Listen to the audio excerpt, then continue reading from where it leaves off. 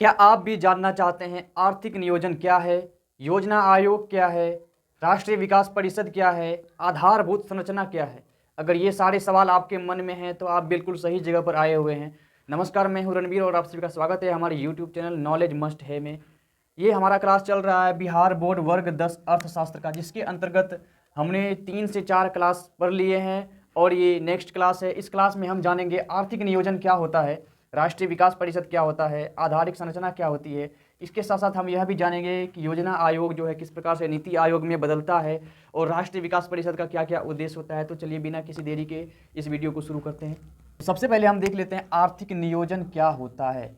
आर्थिक नियोजन एक निश्चित समय अवधि में राष्ट्र की प्राथमिकताओं के अनुसार देश के संसाधनों का विभिन्न विकासात्मक क्रियाओं में प्रयोग करना आर्थिक नियोजन कहलाता है। एक निश्चित समय अवधि में देश में जो उपलब्ध संसाधन हैं उनका उपयोग करना है अलग अलग विकासात्मक कार्यों के लिए। हमारे देश के अंदर बहुत सारी समस्या है, लोगों का विकास करना है, स्वच्छता के क्षेत्र में विकास करना है, शिक्षा के क्षेत्र में विकास करना है, स्वास्थ्य के क्षेत्र में विकास करना है, हमारे देश के इंफ्रास्ट्रक्चर को मजबूत बनाना है। तो बहुत सारी विकास की क्रियाएं हैं जिसको करने के लिए संसाधन की आवश्यकता होगी और संसाधन हमारे देश में है भी। तो उन संसाधनों का नियोजित तरीके से, नियोजित समन्वय करके जो है विकास के कार्यों में उपयोग करेंगे और राष्ट्र की प्राथमिकता को भी ध्यान में देंगे। मतलब ये कि हमारे देश में पहले किस प्रकार की कमी को पूरी की जानी चाहिए, किस प्रकार के क्षेत्र में विकास जो है वो अति आवश्यक है, तो सबसे पहले उस क्षेत्र में ही विकास को प्राथमिकता देंगे और अलग अलग विकास की क्रियाओं में इन संसाधनों का उपयोग करेंगे। तो वो हो जाएगा आर्थिक नियोजन। यानी कि आप समझ गए कि एक निश्चित समय अवधि में, मतलब एक निश्चित टाइम पीरियड होगा और उसी टाइम पीरियड में प्लान तैयार होगा। मतलब प्लान पहले से तैयार रहेगा और उसी टाइम पीरियड में उस प्लान को जो है पूरा कंप्लीट करना, ये टारगेट रहता है सरकार का।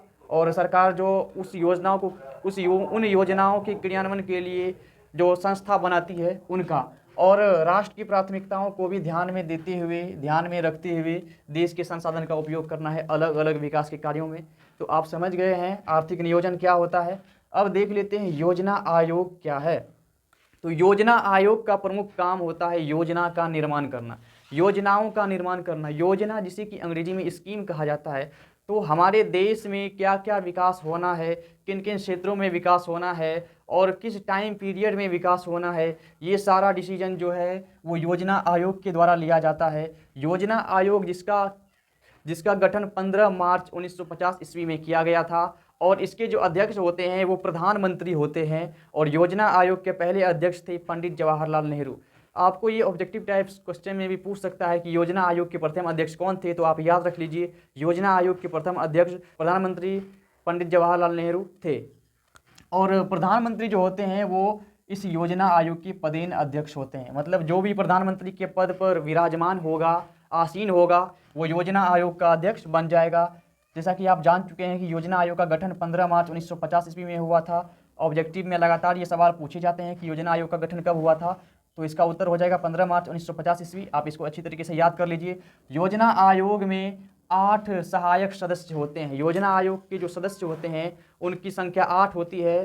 क्योंकि प्रधानमंत्री का शेड्यूल बहुत ही व्यस्त रहता है, बिजी शेड्यूल रहता है, तो इसलिए वो एक उपाध्यक्ष बना देते हैं। तो उपाध्यक्ष की देखरेख में ही योजना आयोग का काम होता है। उपाध्यक्ष वही होता है जो अध्यक्ष की अनुपस्थिति में कार्य करता है। प्रधानमंत्री को बहुत सारे काम करने पड़ते हैं, उनका शेड्यूल बिजी रहता है जैसा कि आप जानते हैं, इसीलिए वो हमेशा योजना आयोग को टाइम नहीं दे पाते हैं। इसलिए वो एक उपाध्यक्ष की व्यवस्था करवा देते हैं, एक उपाध्यक्ष जो कि योजना आयोग के कार्यों की देखरेख करता है। ये आप समझ गए हैं अच्छी तरीके से कि योजना आयोग क्या है। मैं एक बार फिर से आपको बता दूं, 15 मार्च 1950 ईस्वी को भारत में योजना आयोग की स्थापना होती है और भारत के जो प्रधानमंत्री होते हैं ये इसके पदेन अध्यक्ष होते हैं। योजना आयोग में 8 सदस्य होते हैं। इसके साथ साथ एक उपाध्यक्ष रहता है जो कि योजना आयोग के कार्यों का देख रेख करता है। लेकिन मैं आपको एक बात और बता दूं कि 2015 ईस्वी में 1 जनवरी 2015 ईस्वी में इस योजना आयोग को बदल करके नीति आयोग कर दिया जाता है। योजना आयोग को बदल करके नीति आयोग कर दिया जाता है। नीति जो कि अंग्रेजी शब्द है NITI, नीति। नीति का फुल फॉर्म होता है national institute for transforming India. National institute for transforming India मतलब भारत राष्ट्रीय परिवर्तन संस्थान, इसका हिंदी मीनिंग होता है भारत राष्ट्रीय परिवर्तन संस्थान। जिसका कि गठन किया जाता है 1 जनवरी 2015 ईस्वी को। और नीति आयोग के जो अध्यक्ष होते हैं वह भी प्रधानमंत्री ही होते हैं। तो अगर ऑब्जेक्टिव में ये भी पूछ दे कि बताइए कि नीति आयोग का गठन कब किया गया था, तो आप उत्तर दे दीजिएगा 1 जनवरी 2015 ईस्वी को। और इसके जो अध्यक्ष होते हैं वह भी प्रधानमंत्री ही होते हैं। अब तक 12 पंचवर्षीय योजनाओं का जो है वो क्रियान्वयन किया जा चुका है। जैसा कि मैंने आपको बताया, योजना आयोग जो है उसका काम है योजनाओं को तैयार करना, प्लान तैयार करना और उस प्लान को इम्प्लीमेंट करना उस देश की सरकार का काम होता है, यानी हमारे देश की सरकार का काम होता है। और सरकार उस योजना को लागू करती है और उसके तहत जो टारगेट तय करके रखा गया है उस टारगेट को पूरा करने का हर संभव प्रयास किया जाता है। तो भारत में पहली पंचवर्षीय योजना 1951 ईस्वी से 1956 ईस्वी तक चली थी। उस समय हमारे देश के प्रधानमंत्री पंडित जवाहरलाल नेहरू थे।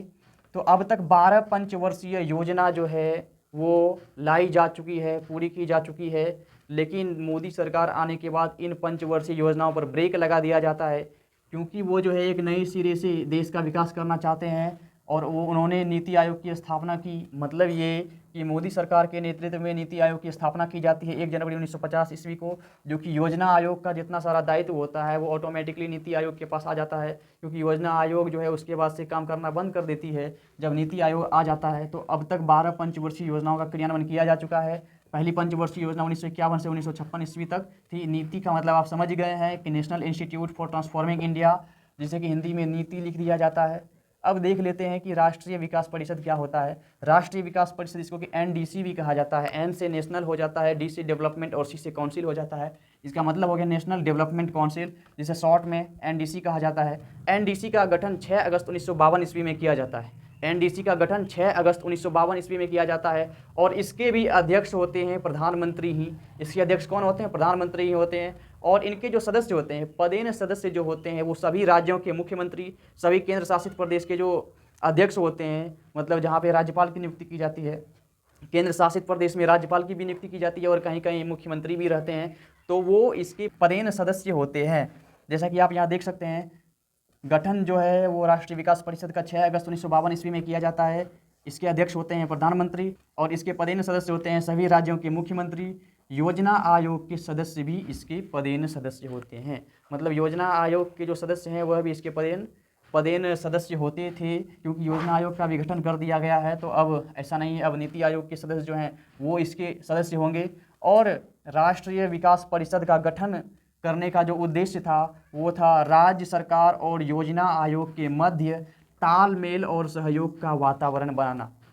जैसा कि आप देखते हैं कि आए दिन जो है सेंट्रल गवर्नमेंट और स्टेट गवर्नमेंट के बीच कुछ ना कुछ जो है उठापटक चलती रहती है, उठापटक चलते रहता है, क्योंकि सेंट्रल गवर्नमेंट में किसी और पार्टी की सरकार है और स्टेट गवर्नमेंट में किसी और पार्टी की सरकार होती है, तो वहाँ लगातार मतभेद चलते रहता है।